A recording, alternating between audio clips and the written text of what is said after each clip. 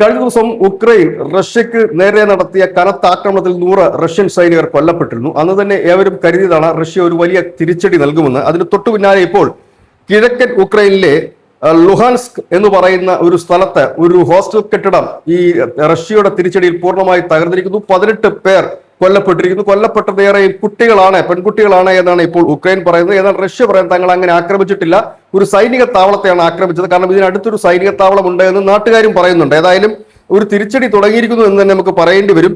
ഈ റഷ്യൻ സൈനികർ കൊല്ലപ്പെട്ടതിന് തൊട്ടു പിന്നാലെ പുടിൻ തന്റെ സൈന്യത്തിന് കൊടുത്തിരിക്കുന്ന നിർദ്ദേശം പ്രതികാരത്തിനായി എല്ലാ ഓപ്ഷൻസും ഉപയോഗിക്കണം, ശക്തമായി തന്നെ ഒരു തിരിച്ചടി നൽകണമെന്നുള്ളതാണ്. ഏതായാലും ഒരു ചെറിയ ഇടവേളയ്ക്ക് ശേഷം വീണ്ടും റഷ്യ ഉക്രൈൻ യുദ്ധം വളരെ ശക്തമായി തന്നെ മുൻപോട്ട് പോവുകയാണ്. ഇടയ്ക്ക് അത് ഒരു അയവുണ്ടാകും, ഒരു സമാധാനത്തിലേക്ക് പോകുമെന്നൊക്കെ ട്രംപ് പറയുമ്പോഴും അത്തരത്തിലല്ല കാര്യങ്ങൾ നീങ്ങുന്നത്. കഴിഞ്ഞ ദിവസം റഷ്യക്ക് നേരെ ഉക്രൈൻ നടത്തിയ ആക്രമണത്തിൽ വലിയ തിരിച്ചടി തന്നെ ഉണ്ടാകുമെന്ന് ലോകം തന്നെ ഭയപ്പെട്ടിരുന്നു. ഇതിനിടയിൽ നാറ്റോ സഖ്യരാജ്യങ്ങളുമായി മാർക്കോ റൂബിയോ കഴിഞ്ഞ ദിവസം ഒരു ചർച്ച നടത്തിയിരുന്നു.